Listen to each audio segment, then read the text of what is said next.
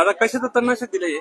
साहेब, मागील 8 दिवसापासून ऊसातली मका जळाली पाहिजे याच्यावरती तणनाशकाचे व्हिडिओ आपण बनवले, प्रसारित केले आणि निश्चित त्याचा परिणाम असा झाला, ऊस पिकात उतरलेली मका जाळण्यासाठी नव्हे तर ऊस पिकातील सर्व प्रकारच्या तणाचं नियंत्रण करण्यासाठी मोठ्या प्रमाणात गर्दी आपल्या दुकानात झालेली आपण या ठिकाणी बघत आहोत.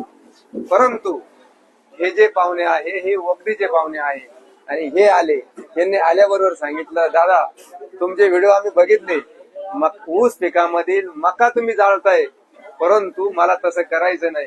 मी ऊस पिकामध्ये मका टोचलेली आहे आणि माझा ऊसही जगला पाहिजे, माझी मकाही जगली पाहिजे. मका जळायला नको, ऊस जळायला नको, परंतु तणाचं नियंत्रण झालं पाहिजे.